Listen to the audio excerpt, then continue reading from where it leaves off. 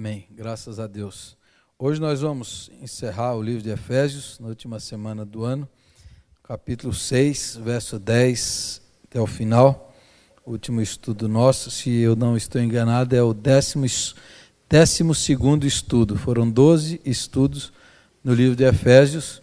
Hoje nós vamos concluir o capítulo 6. Nós começamos ali no capítulo 1, fala das bênçãos, toda sorte de bênçãos espirituais que nós temos em Cristo, a eleição, a adoção, a redenção.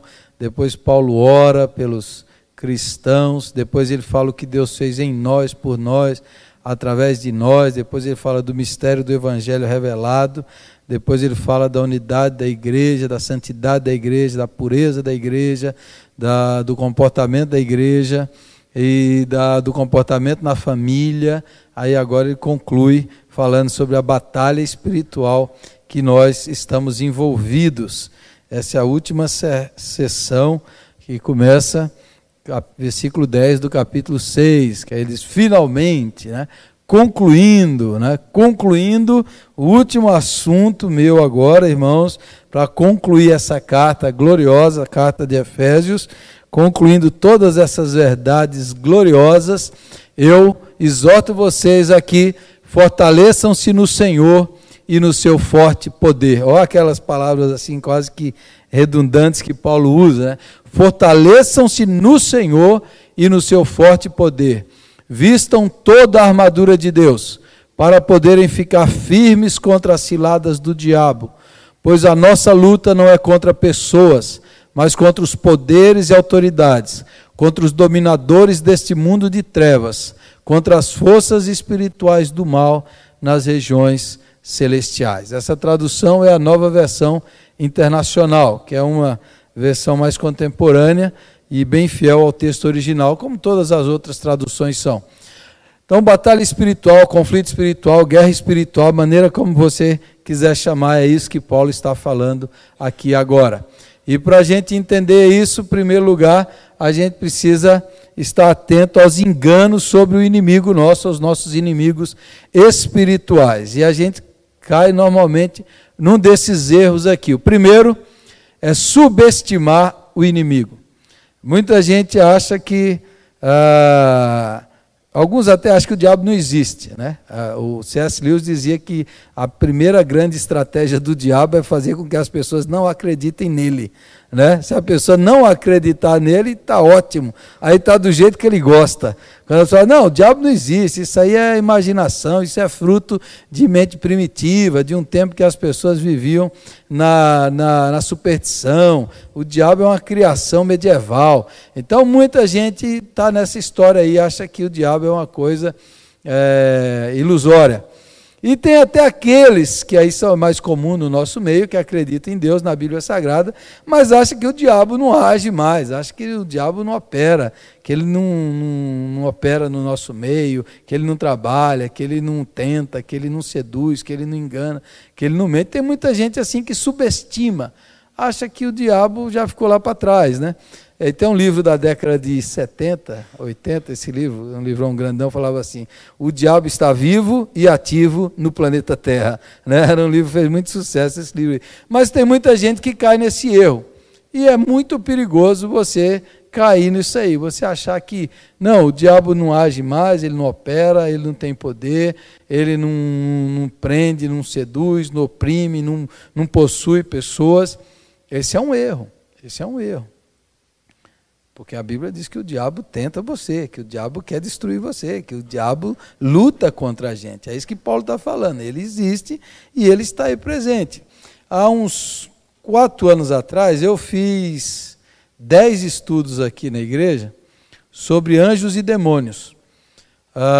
Aí teve um rapaz de São Manuel, pegou os estudos do site e colocou no YouTube. Então está lá no YouTube e eu fico impressionado com o número de acessos que tem lá no YouTube. O estudo sobre anjos tem mais de 40 mil acessos. E o de demônios também. E cada dia aumenta mais.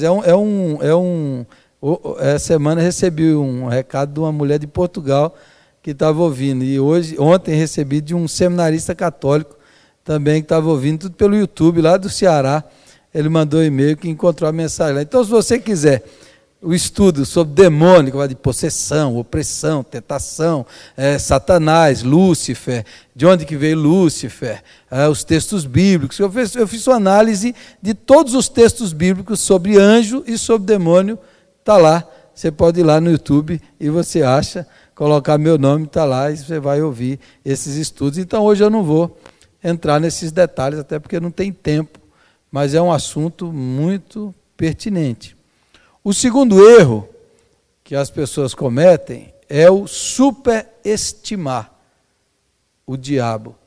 Superestimar. Dá muito poder ao Satanás. E assim, no Brasil, na década de 90, teve um início, final da década de 80, começo da década de 90, chamado Movimento de Batalha Espiritual. E teve muitos ministérios, muitas igrejas que enfatizaram muito a batalha espiritual. E teve alguns que, por exemplo, teve alguém que estudou, aprofundou, por exemplo, a Umbanda. Fez tese de doutorado sobre a Umbanda. Aí descobriu como que a Umbanda, a Macumba, funciona. Aí ela pegou os princípios da Umbanda e falou para a igreja, é assim que o diabo age. E aí foi trazendo tudo da Umbanda, a terminologia, os termos, aquelas coisas da Umbanda. Por exemplo, nome de demônio, que antigamente a gente não usava, agora todo crente usa. Exu Caveira, Exu Capa Preta, Zé Pilintra, Pomba Gira, esses nomes tudo aí que não está na Bíblia. Mas os caras aprenderam, eles estudaram e aprenderam. O nome desse demônio é esse, o nome desse capeta é esse, e sabe dizer qual é o nome de cada demônio da vida da pessoa. Então esse movimento de batalha espiritual, eles chegaram a um ponto assim de loucura. E um testemunho ali, você vai ver uma carta ali do pastor Nivaldo Furlan, que hoje é pastor presbiteriano, é missionário na Missão Caiuá, mas ele participou de um movimento desse. Ele disse que chegou a um ponto que ele estava endoidando. Ele estava endoidando. Um dia que ele agarrou num cara e ficou pulando igual bobo assim, para sair o demônio, ele falou, acho que eu estou ficando doido. Aquele tempo que falava que a mulher, depois de ter menstruação, tinha que enrolar ali o absorvente, porque senão o capeta vinha beber o sangue dela, e aí ia entrar por ela através do sangue, e aí começou a surgir, e aí assim, o principal no Brasil foi a Neuza Itioca. A Neuza Itioca era uma missionária equilibrada, consagrada. Quando ela começou a estudar a Umbanda, escreveu o livro Deuses da Umbanda, ela entrou, e o Nivaldo Fulano trabalhava com ela, no ministério dela. Ele falou, o nosso ministério perdeu completamente o equilíbrio. Aí tudo é o diabo. Tem aqueles colchões magnéticos, aquilo é a arma do diabo. Aquelas chinelo que você usa assim, que tem uns negócios embaixo assim para relaxar, aquilo é coisa da nova era, onde o diabo entra. Certos espirros e certas tosses que você tem, é o diabo. Então, foi entrando num nível, num ponto, que o diabo tinha tudo, ele controlava tudo e dirigia tudo. E eu já encontrei muita gente que saiu desse movimento e fala, eu estava enlouquecendo. Porque aí Deus diminui muito e o diabo cresce. Aí você viver num universo, num mundo, onde o diabo está em tudo. Ele prende qualquer bobagem que você fizer, qualquer escorregão, o diabo vai dominar você, vai destruir você, vai possuir você. Aí Jesus perdeu completamente o seu poder, o sangue, a cruz, o sacrifício, a soberania. Aí o diabo cresceu demais e Jesus diminuiu de menos. Então esse foi um erro que muitos ministérios caíram. Muitos ministérios. E aí é um negócio interessante, porque quando você entra para lidar com isso, é impressionante. Você começa a lidar com gente endemoniada, com isso, com aquilo, aquela coisa. Você começa a ficar impressionado. E aí você começa a achar que aquilo que eles estão falando, que eles estão dizendo, é a verdade. Você começa a ficar obcecado pelo mal. Isso é perigoso. É o mistério da iniquidade que Paulo fala. Isso começa a atrair as pessoas, e as pessoas começam a catalogar nome de demônio. Então o pessoal fala, né? Essa turma... Você ir numa cidade, você precisa descobrir onde está o trono de Satanás. E começa a pesquisar para descobrir. Qual é a casa, o lugar, aí vai lá descobrindo. Aí, por exemplo, teve um grupo de batalha espiritual, achou que tinha um principado das trevas, numa daquelas picos lá do Himalaia. Aí eles foram escalar. Aí é óbvio que tem aquelas tempestades de neve. Aí eles escrevem, quando a gente estava vindo, eles mandavam, os demônios mandavam as tempestades de neve. Eles escrevem isso no livro, cara. E aquilo era o principado. E eles vão inventando e descobrindo nomes e nomes e nomes. Então esse é o outro perigo. Um é você achar que o diabo não age, não tem poder. Outro é você superestimar. Tudo é do diabo. Jesus disse que o diabo é pai de uma coisa só: mentira. Ele é o pai da mentira. Ele nunca criou nada além disso. Ele só mente e distorce, como diz Pedro, os retos caminhos do Senhor. Ele é mentiroso e não se firma na verdade desde o princípio. E o terceiro é você confundir o inimigo. Aí Paulo diz, a nossa luta não é contra carne ou sangue, não é contra as pessoas. É a gente começar a lutar contra as pessoas. A gente achar que as pessoas é que são os nossos inimigos. A gente ficar com raiva das pessoas e lutar contra as pessoas. No filme lá do Quarto de Guerra, Guerra Espiritual, a mulher fala lá para ela assim, ó, você está lutando com o inimigo não é o seu marido. O inimigo está escondido aí. Você fica lutando com o seu marido, você está lutando com o inimigo errado. Vocês têm que se juntar para lutar contra ele, que quer destruir o seu casamento. Então, às vezes, é assim, a gente cai, o meu inimigo é meu cônjuge, é minha mulher, é meu marido, é o irmão da igreja, é aquele outro, e a gente coloca as energias e a direção para o alvo errado, porque Deus ama as pessoas. Deus ama. Agora, Deus pode usar, o diabo às vezes usa algumas pessoas, mas elas não são as nossas inimigas. Os nossos inimigos são espirituais. A gente tem que lutar contra eles. 1 Pedro 5,8, sejam sóbrios e vigiem. O diabo, o inimigo de vocês, anda ao redor como leão, rugindo e procurando a quem possa devorar. Então, isso aqui não é brincadeira. Ele está rugindo contra vocês, o inimigo anda ao redor como leão, rugindo. Aí, só voltando um pouco assim, que eu falo lá naqueles estudos, por que está lá em Ezequiel e Isaías, por que Satanás não se converte, por exemplo? Né? Eu pensei, se o diabo se arrependesse, será que tinha perdão para ele? Né? Tem uns teólogos loucos que falavam assim, não, no final até o diabo vai ser salvo. Tem uns teólogos loucos que falam isso. Por quê? Quando ele se rebelou contra Deus, a palavra Lúcifer não está na Bíblia, mas Lúcifer vem do latim, que é a estrela de luz, a estrela d'alva, a estrela que o Senhor criou, está lá em Ezequiel. Então, quando ele se ensoberbeceu, e o texto diz que ele ficou maravilhado consigo mesmo, ele se tornou um ego absoluto e ele foi cristalizado naquela situação ali. Então, assim, ele se cauterizou. Pela própria estrutura dos anjos, não há possibilidade de arrependimento e redenção. Então, aqueles que caíram, eles se tornam egos absolutos, ou seja, ele está centralizado nele mesmo.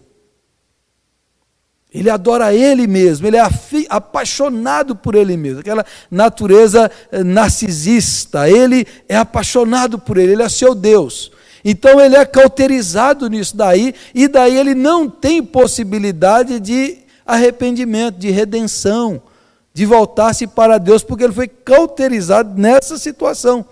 Não há possibilidade de mudança. Aos seres humanos há possibilidade de redenção, de arrependimento, de mudança de vida, mas os anjos caídos, esses aí que se tornaram demônios, eles ficaram cristalizados nessa situação e estão mergulhados, perderam a comunhão com Deus, mergulhados e atolados na maldade, no ódio e no fascínio por si mesmo. Então, um ego absoluto.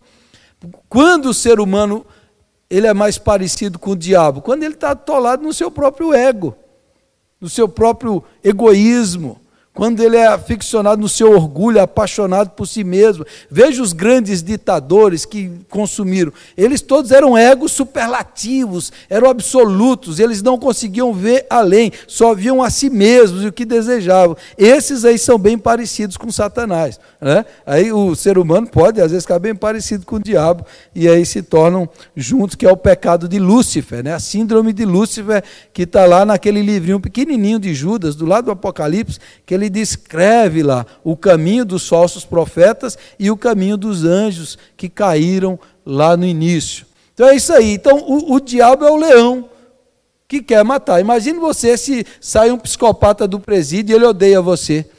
E ele quer matar você. Como é que você ia ficar? Vigilante, sóbrio. Agora você tem um serial killer de milhares de anos de experiência que está querendo nos matar, você não pode bobear. É óbvio que a gente está coberto pelo sangue de Jesus e pela graça de Deus. Mas isso daqui é real. Isso daqui é real. Tem aqueles programas do Discovery que mostram eu vou falar disso mais para frente, dos ataques de leões, quando os leões vão atacar lá, né? E o pessoal, eles escolhiam, eles ficavam olhando assim, escolhiam, e depois os caras foram lá e pegavam as presas que eles matavam, e diz que os leões conseguiam perceber qual daqueles animais, hienas lá, os outros que eles atacam lá, não só hienas, os outros bichos que os leões atacam, zebras, eles conseguem perceber os que têm certos defeitos, que não correm tão rápido. Os leões, isso é o Discovery que mostra. Eles ficam olhando. Aí quando eles vão atacar, eles escolhem aquele que é mais fraco. E a estratégia deles é isolá-los do restante. Eles cercam e deixam sozinho. E aí ele vai e ataca. É bem parecido com o diabo, não é não? O diabo vai, qual é o que está fraquinho aí? Qual é o que está... Vamos isolar ele, vamos atacar e vamos acabar com ele. É igual os leões fazem lá nas savanas africanas, é bem a comparação do que o diabo faz com as pessoas. Quem são os nossos inimigos? De acordo com o texto aí, eles são poderosos. Essa expressão que ele usa aí, principados, poderes, potestades, príncipes das trevas. A palavra príncipe vem de principal.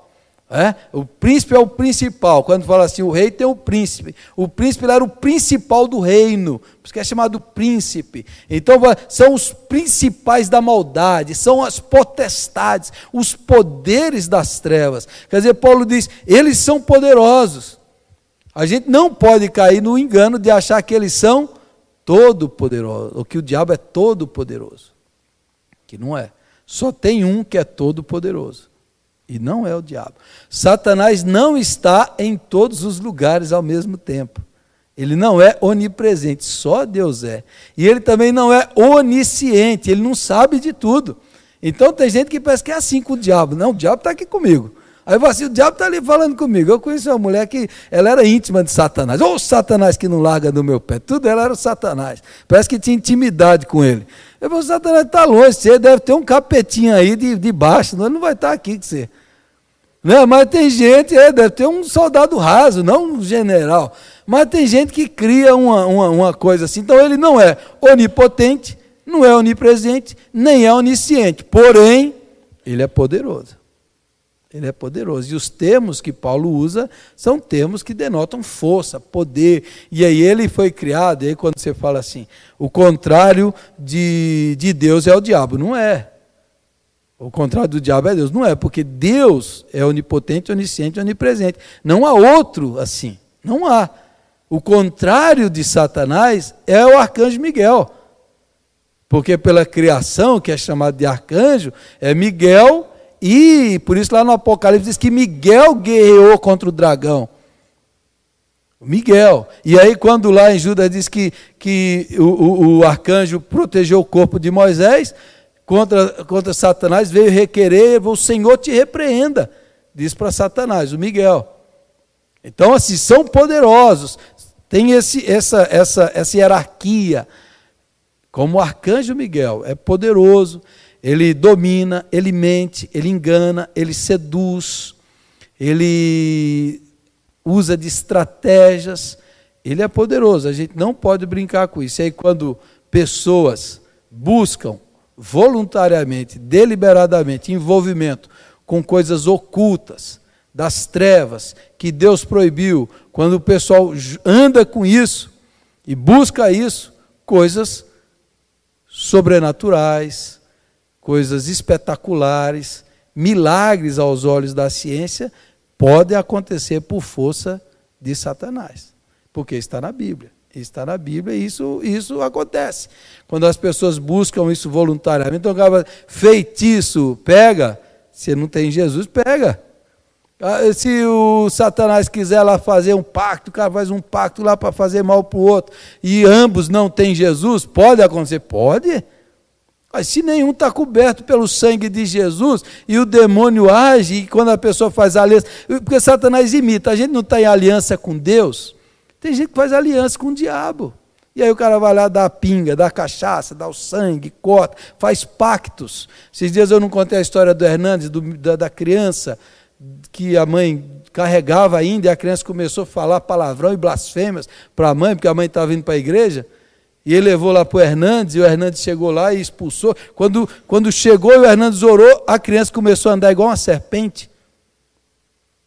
E o Hernandes expulsou o demônio da criança, e falou: o que aconteceu? Aí a mãe falou: o pai dele é envolvido com isso, e o pai consagrou essa criança lá. Então, você consagrar, você fizer esse tipo de coisa, o pessoal que é envolvido, esse tipo de coisa, tem poder? Tem muito poder.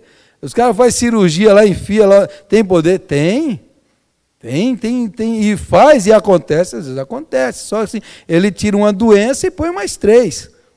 Né? Mas você está sempre preso ali, mas que é poderoso, que essas coisas acontecem. Quem já andou nesses meios, quem já viveu isso, tem muita coisa para contar do poder do mal. Quem busca as trevas e vive nas trevas, experimenta esse poder. E aí lá na Bíblia diz que nos últimos tempos o homem da iniquidade, que é o anticristo, de acordo com Tessalonicenses, ele virá e ele fará prodígios e maravilhas espantosos. Ele vai operar isso daí. Então, Satanás opera isso, ele tem poder. E Paulo fala isso daí. Segundo, eles são malignos. E é interessante isso porque até os seres humanos mais malignos que a gente conhece, ele tem alguma coisa boa. Por exemplo, Adolf Hitler, que é aí um exemplo de monstruosidade humana. O Adolf Hitler era muito bom para os cachorros dele. Ele tratava com amor enorme os cachorros que ele tinha. A amante que ele tinha, a Eva Braun, ele amava aquele povo e cuidava bem daqueles seguidores dele. Ele era muito bom. Se você fosse perguntar lá, até naquele filme lá, A Queda, que conta as últimas horas do Hitler, uma mulher com seus filhos, a família inteira, todos eles pegam veneno, que o Hitler está caindo, lá no filme mostra isso, diz que é bem real, o menino pega o veneno, dá para os filhos, todos eles assim, coloca no chá e dá para as crianças. E depois a mulher fala assim: eu não quero viver num mundo sem o Senhor. É melhor morrer do que viver sem o Hitler. E aí ela se mata e mata toda a família, porque o Hitler era amado. Então, nesse sentido, a gente vê os piores seres humanos, eles ainda são capazes de amor e bondade para aqueles que são deles.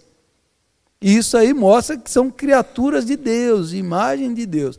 Agora, o Satanás, não, ele não tem nada de bom, entendeu? Os demônios não tem nada de bom, ele não tem nada de bom. Então, quando a gente imagina, lá no inferno deve ter camaradagem entre os capetas. Não, eles se odeiam, eles vivem no ódio, eles não têm bondade nem para eles mesmos, você entendeu? Não existe isso, porque eles são o ódio, destituídos de toda luz, de toda bondade, de toda graça, de toda a presença de Deus. Eles estão cristalizados e cauterizados no mal. Então, quando você vê aqueles filmes de terror assim, bem assustador, esse é pro lado do capeta. Você treme mesmo. Nossa, rapaz. Porque imagine você nas trevas absolutas, né? No ódio. Essas casas mal assombradas que os caras vão lá e faz aquelas maquininhas, e eles pegam a vibração do ódio. Essas casas que os caras faziam sacrifícios, matavam, as coisas mais horrendas, e a casa fica permeada do ódio e da presença maligna. Eu falei aqui, esses dias passou, estava no Globo News, uma casa lá no Rio Grande do Sul, casa assombrada, caía pedras, chamava a polícia ia lá e a pedra batia, mas ela não corria, ela ficava lá em cima. E chamava, e chamava, e chamava, e ia lá, e era uma coisa assustadora. Tiveram que derrubar a casa, não expulsaram, derrubou a casa e falou, vamos embora daqui. Porque é o poder das trevas, o poder do mal. Então, se você fala assim, são malignos, e por isso a gente não está para brincar. E não devemos brincar com os poderes das trevas. Não devemos brincar. Você não pode brincar com coisas ocultas. Tem adolescente, jovem, gosta de ficar brincando com esses negócios de invocar espírito. O espiritismo nasceu com Allan Kardec com brincadeira de copo. Aí os copos começaram a mexer. Os caras começam a brincar com esses negócios. Não, vamos, bate lá e começa a mexer. Ficar brincando com isso. Você está invocando trevas, está invocando demônio, está invocando poderes que você não conhece, que são assustadores e são malignos. Ele nunca vem para fazer o bem. Ele só vem para roubar, matar e destruir. Então a minha mãe, que foi muito tempo, e na minha casa que fez muito tempo isso daí, fazia aquelas sessões, recebia os passes, mas tirava uma coisa, vinha outra, fazia aquelas cirurgias espirituais, que o curador ia lá e mandava, ela deitava e vinha um espírito operar. E ela sentia o espírito operando.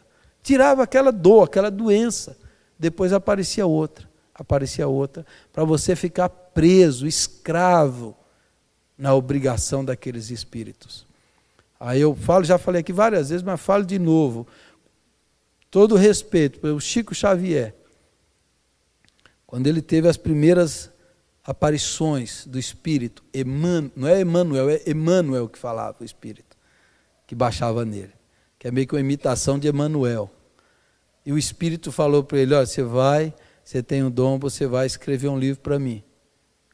Aí ele começou a escrever o livro. Aí o Espírito falou, não é um só não, é 5. Aí ele começou a escrever, e aí o amigo dele conta num documentário que está homenageando o Espiritismo. Eles estão falando isso. Aí o amigo dele fala assim, viu, ele estava escrevendo há tanto tempo, psicografando, que ele começou a sangrar pelo olho. Sangrava. E o amigo dele falou para o Espírito, ele precisa descansar. Ele falou, não, ele tem que fazer o que eu mando. Terminou 5 livros, o Espírito falou, não, agora são 10. Olha que espírito mentiroso, enganador e opressivo. Depois dos 10º livro que ele escreveu, o Espírito falou, não, é para o resto da vida que ele vai escrever livro para mim. Isso passou num documentário que está homenageando o Chico Xavier, homenageando o Espiritismo. Se o cara tiver inteligência, ele pensa, mas que espírito safado é esse? Que espírito mentiroso é esse? Que espírito enganador é esse? Que fala uma coisa, depois fala outra, e oprime o cara. O sonho do Chico Xavier era ser um santo, mas ficou aprisionado naqueles espíritos enganadores, mentirosos. E agora tem uma briga no espiritismo, porque o espírito do Chico Xavier diz que está baixando, entendeu? O filho dele diz que baixa nele, mas o amigo dele diz que baixa nele. Aí ele fala, o seu é falso, o meu é verdadeiro. Aí o cara fala, não, antes dele morrer ele me deu uma senha. Então a senha é o Chico Xavier verdadeiro. Então está tendo uma briga no espiritismo para saber qual dos espíritos é o verdadeiro Chico Xavier e qual a senha é verdadeira. Está o filho, o amigo, todo mundo recebendo o espírito aí para descobrir. É enganação. E eles são malignos. Eles não fazem o bem. Apesar do espiritismo acreditar, o Allan Kardec dizia que o espiritismo é o consolador que Jesus falava. Você acredita nisso? Quando Jesus fala, eu vou mandar o consolador, o Allan Kardec diz, o consolador é o espiritismo. É o espiritismo que é o consolador. Aí vai aquelas mães que perderam os filhos, tudo chorando.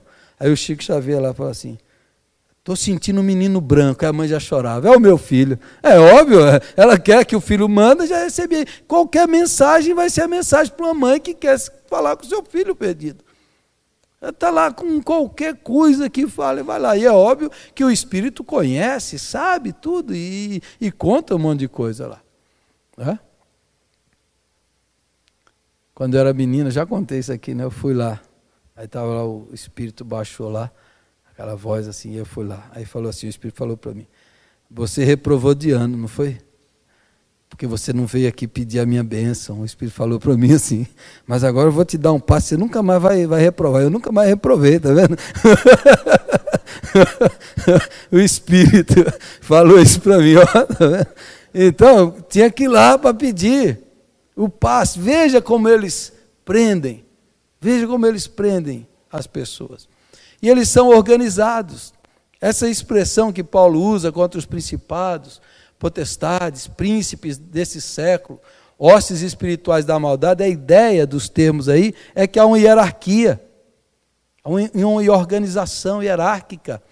Como há entre os anjos de Deus, arcanjos, serafins, querubins, como há entre os anjos de Deus, a gente deduz também que há no exército demoníaco, há uma organização, e essa expressão que ele usa contra as astutas, dá a ideia que ele é estratégia, ele prepara estratégias, armadilhas, astúcia, ele é astuto, ele organiza, planeja e tem estratégias para atingir os servos de Deus, para atingir aqueles que estão na luz, para aqueles que andam com o Senhor. Então ele tem meios, então há uma organização. Há uma organização. Uma vez eu vi uma ilustração que diz que um cara foi visitar um hospício. Essa daqui eu conto no Conselho de Pastores, essa história, né? Foi visitar um hospício e lá tinha 200 loucos. E quantos funcionários tem? Falei, 10. Aí ele falou, viu, mas e se os loucos se unirem e fizerem uma rebelião? Aí o cara respondeu, isso é verdade. Ele falou assim, a gente não fica preocupado, louco nunca se une. Louco nunca se une. Eu conto essa história para falar no Conselho de Pastores. Os pastores nunca se unem, os crentes nunca se unem. É tudo louco, louco não se une. As igrejas não se unem, tudo louco. A gente não se une, mas o capeta ele une e é organizado. Você entendeu? O demônio é organizado, ele tem estratégia, ele tem planejamento, ele se une com os seus aí, e a ideia de Paulo é essa, eles organizam para fazer o mal. É a organização do mal e a gente tem que levar a sério. Terceiro, nossas armas. Aí Paulo está lá aprisionado em Éfeso, ele via os soldados romanos. Às vezes ele ficava acorrentado com o soldado. E ele vendo aquilo, ele começou a pensar na metáfora, na analogia das armas do cristão nessa guerra espiritual. E aí ele olha para a armadura do soldado romano e tira aí as armas do cristão, que é a armadura do cristão. Por isso, vistam toda a armadura de Deus, para que possam resistir no dia mau. O dia mau é igual a uma guerra. Você está numa guerra, tem dia que você vai para o conflito lá, para o fronte, depois você volta. Eu entendo esse texto, que o dia mau são aqueles dias que você está debaixo de tribulação, de acusação, que tudo dá errado na sua vida. Esse é o dia mau. Tem um dia que você está mais propenso a pecar, tem dia que você está mais relaxado do ponto de vista espiritual, que você está ou nervoso, angustiado, estressado, esgotado. Esse é o dia mau. A gente já teve dias maus assim. O irmão que perdeu a mãe hoje está num dia mau. E esses dias maus são dias perigosos para a gente. São dias que a gente pode estar revoltado, a gente está desanimado. Então, a gente tem que estar preparado para resistir, especialmente no dia mau, e permanecer inabaláveis depois de terem feito tudo. Assim, mantenham-se firmes, cingindo-se com o cinto da verdade. Então, o soldado romano, às vezes, usava até 3 cinturões aqui, um para prender a espada, outro para prender toda a armadura. Na verdade, a ideia é que toda a armadura dependia do cinto. Não é um cinto como o nosso, era um cinto que passava tudo aqui, e toda a armadura precisava disso. A ideia de que a nossa vida, a nossa armadura, tudo precisa estar fundamentado na verdade. E Jesus Cristo é a verdade. Então, tudo nessa analogia, Jesus Cristo é a verdade, Ele é a justiça. A gente recebeu, Paulo diz, recebeu, mas agora a gente tem que viver na verdade, praticar a verdade. Quem é o pai da mentira e nunca falou mentira? E nunca falou a verdade? Satanás. E a gente, ele diz, olha, esse cinturão é o cinturão da verdade, que você tem que andar, viver e buscar viver assim, dessa maneira. Na verdade, o cinto da verdade, a couraça da justiça, que era como um colete que o pessoal colocava assim, que às vezes era até de um material que não deixava as flechas passarem, era um colete, uma couraça da justiça. É a justiça Paulo diz em Efésios, a gente recebeu a justiça de Cristo, nós somos justificados, fomos salvos, agora a gente tem que viver na justiça. A couraça da justiça. Você tem que ser uma pessoa justa, porque você foi justificado. Você é uma pessoa verdadeira, porque a gente já recebeu aquele que é a verdade, Jesus Cristo. A couraça da justiça, e tendo os pés calçados com a prontidão do evangelho da paz. Os calçados romanos tinham como se fosse quase aquelas chuteiras, quem já jogou futebol sabe, a chuteira tem cravos, eles tinham tipo de pregos para quando eles iam para a batalha, subir em montanhas, lugares íngremes, eles fixavam e não caíam, então o calçado dele fixava. A ideia aí é que a gente está firmado no evangelho da paz, a gente está firmado no evangelho, ele não vai cair, está sempre preparado pelo evangelho da paz de Cristo. Esse é o evangelho, que nada rouba, nem nos derruba, nem nos tira, porque nós estamos firmados, fixados e andamos solidificados no evangelho de Jesus Cristo, da paz de Jesus Cristo. Amém? Essa é a ideia. E a gente está pronto e preparado para andar, para se locomover, para caminhar, para anunciar, para pregar. Nós estamos no evangelho da paz. No evangelho da paz. Aí a armadura que eu peguei, só uma coisa aqui que não corresponde ao romano, esse escudo dele aqui está muito pequeno. O escudo romano cobria tudo, quase que tudo, mas esse aqui eu achei uma boa ilustração. Olha aqui a couraça da justiça, aqui o próximo capacete da salvação, o escudo da fé, aqui os sapatos ou sandálias, né, do evangelho, o cinturão da verdade e a espada do Espírito. Essa é uma figura que eu achei na internet para ilustrar o soldado de Deus, a armadura de Deus. Continuando o texto, além disso, usem o escudo da fé, que era maior, o soldado romano cobria, o escudo cobria quase tudo. O escudo da fé, com o qual vocês poderão apagar todas as setas inflamadas do maligno. Então o diabo está com as setas e você vem com o escudo da fé. O escudo da fé, você rebate, eu creio, eu confio. Quando Martinho Lutero tinha lutas homéricas com Satanás, o Lutero sonhava com o diabo, ele via o diabo, e ele às vezes entrava até em luta corporal com Satanás, né? O Martinho Lutero. Então, o Lutero sempre falava assim, eu creio no Evangelho. Eu creio no sangue. Quando o diabo vinha acusá-lo, vinha trazer coisas, eu creio no sangue. Era a maneira que ele vencia as acusações, as setas, de todo tipo que vem sobre nós, que a gente recebe. Como é que você defende-se com a fé? Eu creio, eu confio. Ah, mas não vai dar certo, mas isso... Eu confio, eu creio. E a fé apaga essas setas inflamadas. Use o capacete da salvação para proteger sua mente. Eu penso que aí é a segurança da salvação. Você tem segurança na sua mente, que você foi salvo, que você é de Cristo, você foi perdoado. A sua mente é a mente de Jesus, você não tem mais dúvida. Você não fica mais inseguro, que as armadilhas do diabo é em cima disso. É para tirar a nossa fé em Cristo, a segurança, a convicção de tudo que Paulo falou, o Satanás vem colocar em dúvida. E aí, usem o capacete da salvação e a espada do Espírito, que é a palavra de Deus. É a única arma ofensiva, a palavra de Deus, que é a espada do Espírito. Hebreus 4:12, porque a palavra de Deus é viva e eficaz e mais penetrante do que espada de dois gumes, a ponto de dividir alma e espírito, juntas e medulas, e expor os pensamentos escondidos. A palavra de Deus é a espada do Espírito. Qual é a melhor ilustração disso? Mateus capítulo 4, versículo 1 a 11, quando Jesus Cristo vai para o deserto e Satanás vem. Depois de jejuar 40 dias e 40 noites, teve fome e Satanás chega. E o que o Satanás vai tentar Jesus? Dúvida. Dúvida de quê? Da palavra de Deus. Deus tinha acabado de falar no batismo. Tu és meu filho amado. Satanás vem e fala, se tu és filho de Deus. Se tu és o filho de Deus. Quando Satanás tentou Eva lá no jardim, ele não chegou, Deus falou assim, pode comer de tudo, menos do fruto dessa. A serpente chegou e falou assim, Deus proibiu de comer tudo? Aumentou a palavra. Então não pode comer nada? Distorceu a palavra e depois contrariou a palavra. Pode comer que não vai morrer. O diabo vai na palavra e a bomba de Satanás é a dúvida.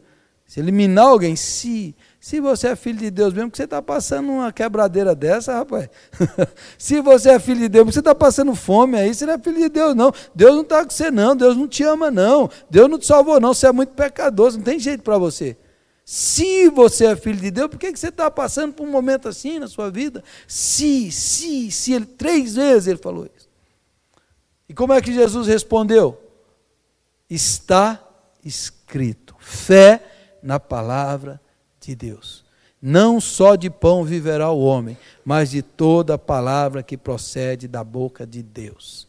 Aí Satanás falou, você quer palavra? Então vamos para a palavra. Pegou Jesus, levou para o pináculo do templo lá em cima e falou assim, se tu és filho de Deus mesmo, pula, porque também está escrito no Salmo 91, aos seus anjos dará ordem a teu respeito, para que te guardem em todos os teus caminhos. Aí o Senhor Jesus respondeu, ele já distorceu a palavra, porque o caminho do homem não é o caminho do pássaro. O Senhor vai nos proteger dos nossos caminhos, os caminhos do homem é na terra. Aí que os anjos nos protegem. Você pular lá de cima e falar, me pega, Senhor, que você vai proteger. Aí você está violando a palavra de Deus. Você está distorcendo a palavra de Deus, que é o que o diabo faz. Então manda que o anjo te carregue e te pegue. Não. Também está escrito, não tentarás o Senhor teu Deus. Esse tipo de coisa é tentar o Senhor. Eu não preciso disso. Aí o diabo fala, mostra todos os reinos do mundo. Aí muita gente fala que o diabo mentiu, né? Que os reinos do mundo não é dele. Mas eu penso que ele pegou os reinos do poder, da luxúria, do pecado, de Herodes. Pegou esse poder aí mesmo, e esse aí, e ele falou, tudo isso me foi dado. Satanás fala, eu penso que foi dado pelo homem.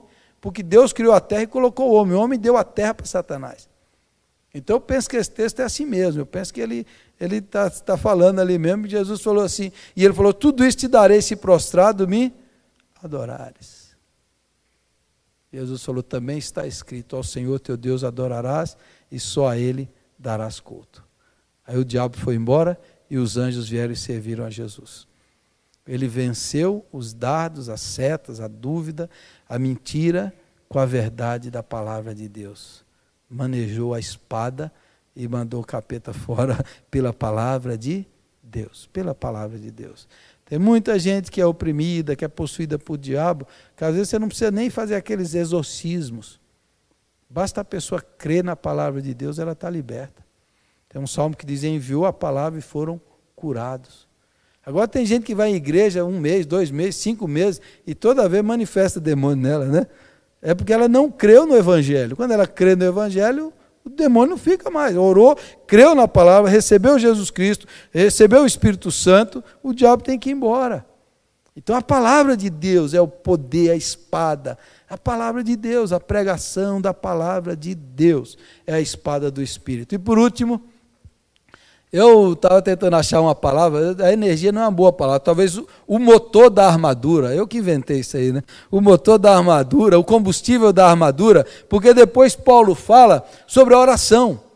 E a ideia aqui parece que a oração tem que permear todo o restante. A ideia é mais ou menos isso, a armadura, o motor, o combustível é a oração. E Paulo diz, orem no Espírito em todas as ocasiões, com toda a oração e súplica, tendo isso em mente, estejam atentos, ou vigiem e perseverem na oração por todos os santos. Orem também por mim, para que quando eu falar, seja-me dada a mensagem, a fim de que destemidamente torne conhecido o mistério do Evangelho. Eu lembrei daquele filme Homem de Ferro, do super-herói Homem de Ferro, que ele ele tem uma armadura de ferro, e ele tem um acidente e o coração dele é atingido, aí ele coloca uma coisa aqui que faz a armadura funcionar e faz ele viver. Quem assistiu esse filme vai ver, no coração dele, se tirar aquilo ele morre, e aquilo faz com que ele tenha vida, o herói lá do filme, o Tony Stark, e aquilo dá vida para a armadura. Eu penso que o que nos dá a vida, esse motor é a oração. É a oração que faz o restante funcionar, para a nossa intimidade, comunhão, poder, manifestação de Deus, através da oração. Orem no Espírito em todas as ocasiões, em toda oração e súplica, tendo isso em mente. Estejam atentos, ou vigiem e perseverem na oração por todos os santos. Orem por isso, orem. Nessa batalha, você precisa orar e vigiar. Quando Jesus foi tentado no Getsêmani, ele pediu: orem, vigiem comigo, que a hora das trevas chegou. Chegou o dia mau. Mas Jesus foi lá orar, voltou, os 3 estavam dormindo. Orem, vigiem. De novo, 3 vezes os caras dormiram, não aguentaram orar e vigiar. Jesus falou: a carne é fraca, orem e vigiem, não deem lugar ao diabo, orem, estejam atentos, vigiem contra as astutas ciladas do diabo. Irmãos, eu já vi muito crente ter a sua vida destruída por causa do pecado. Pastores, gente que bobeou, brincou, deu lugar, brincou com coisas erradas, abriu sua vida para desobediência, rebeldia, mentira. Quanta gente eu já conheci que corria bem, como diz o hino hoje, virou um apóstata da fé. Pastores que hoje estão aí sem ministério, sem fé, presos, enredados em toda sorte de coisas, pessoas de Deus que foram destruídas. Jesus falou: quando o sal perde o sabor, para nada mais presta, senão para ser pisado pelos homens e ser lançado fora. É quando a pessoa dá lugar, quando ela não tem comunhão, não ora, não vive com o Senhor. Então eu penso que isso aqui não é brincadeira. Quando Paulo fala isso aqui é uma batalha, é uma luta. A nossa vida não é opção. Eu não gosto desse assunto de batalha espiritual. Tem gente que fala: pastor, eu não gosto desse assunto do diabo, eu não gosto de ouvir. Então, minha filha, continue presa no capeta, na ignorância, que gosta, você fica preso. Então, não é que você não gosta, é que a verdade, a vida é uma batalha, é uma guerra, Satanás se levanta. Assista o jornal. Assista o jornal. De onde vem tanto mal? Vem do coração humano, mas vem das forças das trevas. De onde vem essa rejeição gratuita contra o evangelho, contra o amor, contra a bondade? De onde vem esse negócio desse? De onde vem? De onde vem? Às vezes os caras vão distribuir o Novo Testamento aqui, os gideões, chega na escola, o diretor, não vai distribuir não. De onde vem essa rejeição ao Novo Testamento? Que mal vai fazer o Novo Testamento? Que mal? Para a sociedade, para a civilização, que mal? De onde vem tanto ódio? De onde vem tudo isso? Quando um jornalista inglês esteve em Ruanda na década de 90, ele não acreditava no diabo. Aí quando ele viu lá 1 milhão de pessoas assassinadas com porrete e facão, e viu um rio inteiro se transformado em sangue, um rio inteiro de sangue, os corpos a céu aberto em Ruanda, ele falou: isso daqui não tem uma explicação humana. Ele disse que era o inferno na terra. Aí você vai ver em tantos outros lugares, só você assistir o jornal. De onde vem tudo isso? É quando o ser humano abandona Deus, vive nas trevas, dá lugar ao diabo, a Satanás, e ele não está para brincadeira. Isso não é para assustar nem para deixar a gente temeroso, mas é para deixar a gente atentos. Vigiai e orai. Permaneça firme, porque o diabo odeia você. O diabo odeia você. Ele nos odeia a igreja, e me odeia também. E ele está de olho em mim. Se eu der uma pisada na bola, ele vem com tudo. Ele está de olho em você. E a gente tem que orar e vigiar.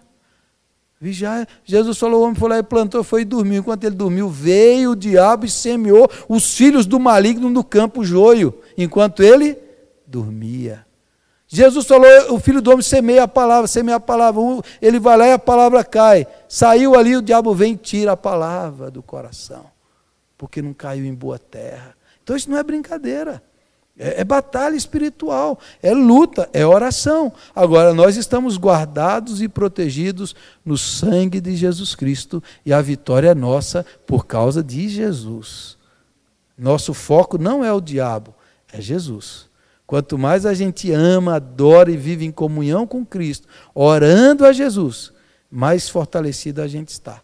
Mais o diabo é derrotado na nossa vida. Então você não precisa ficar focado em nome de demônio, conhecer essas coisas. Não, você só precisa conhecer o doce amor de Jesus, viver para a glória dele, ser cheio dele, ter comunhão íntima com Deus. Que é o que Paulo diz: orem. E orem por todos os santos. E orem também por mim. e ore o poder da intercessão. Vai orar, não ore só por você, não ore só por sua família.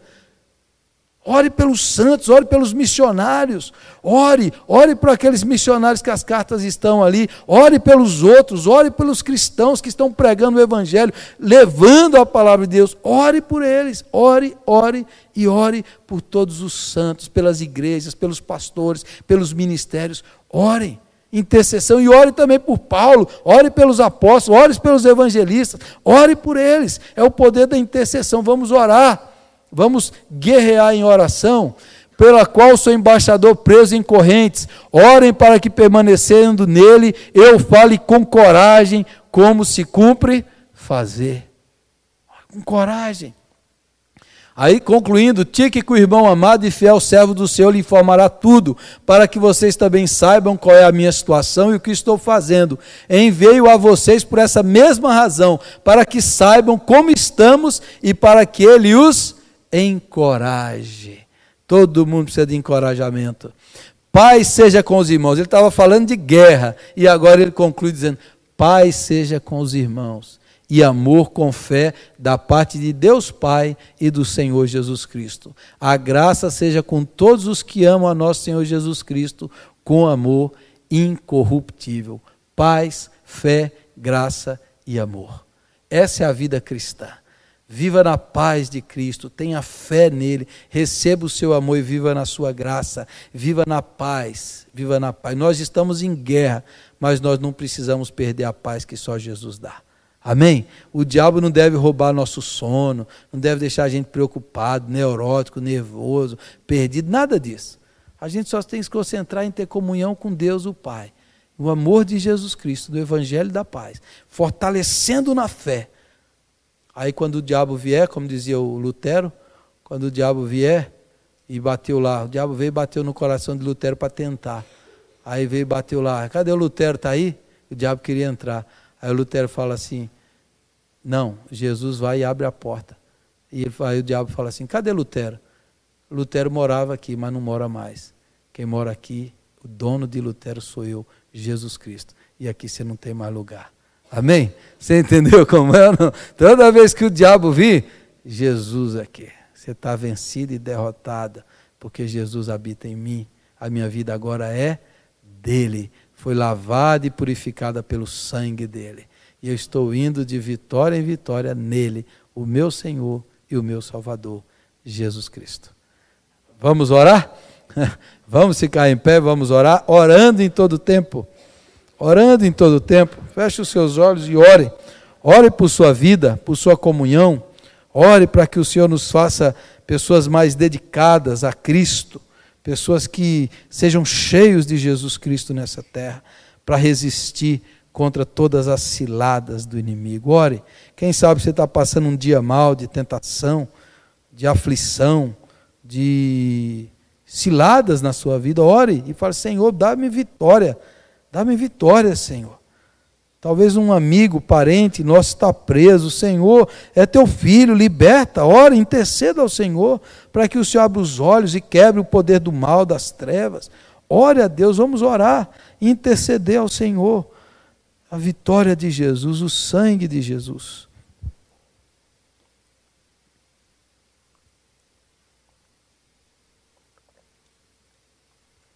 Nós te adoramos, Senhor, porque nós fomos comprados pelo teu sangue, o sangue da cruz. E naquela cruz o Senhor despojou todo principado e potestade. E o Senhor pagou a nossa dívida, e o Senhor nos redimiu, nos santificou, e o Senhor trouxe paz ao nosso coração. Queremos orar nessa noite para que possamos amar a tua presença, buscar ao Senhor, viver em oração constante, em todas as ocasiões, tendo comunhão com o Senhor, ó Deus, adorando, cantando, servindo, vivendo para o louvor da tua glória, em nome de Jesus.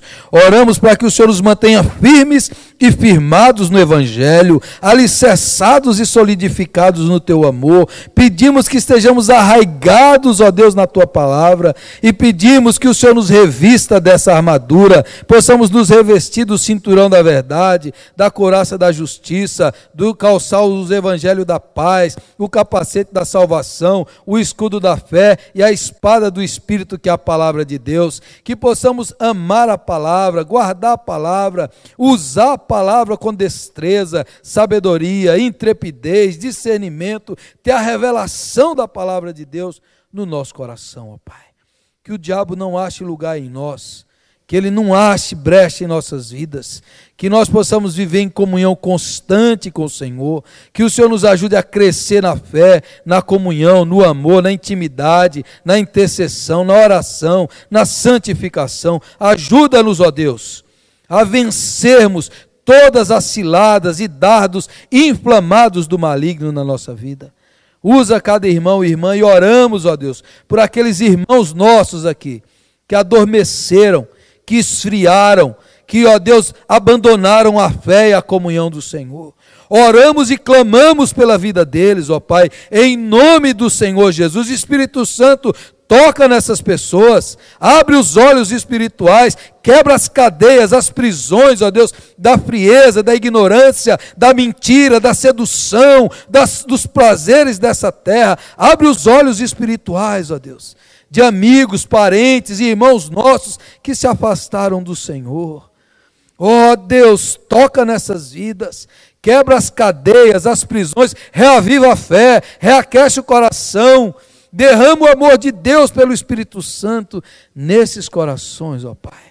E que todas as ciladas, mentiras, os sofismas que o inimigo prendeu, caia por terra, Senhor, seja quebrado, seja desfeito, pessoas presas na religiosidade, presas na tradição. Abre os olhos, Senhor, para que contemplem e experimentem o Teu amor, a Tua graça, a Tua salvação. Oramos pelos nossos filhos, pelos filhos da igreja, são do Senhor. Nós geramos filhos para serem cheios do Espírito Santo, para glorificar o Teu nome, Senhor, não para viver nessa terra, ó Deus, praticando e vivendo mal. Oramos para que eles sejam salvos, ó Deus, sejam redimidos e sejam cheios do Espírito Santo. Oramos pelos filhos pródigos, para que eles caiam em si e lembrem, ó Deus, da casa do Pai, e deixem de comer as migalhas e as lamas das trevas desse mundo e voltem para os banquetes do Pai. Quanta gente, Senhor, quanta gente, ó Deus, esfriou, desistiu, caiu. Levanta, Senhor, restaura, cura, converte, liberta, Senhor, em nome de Jesus, liberta, Senhor.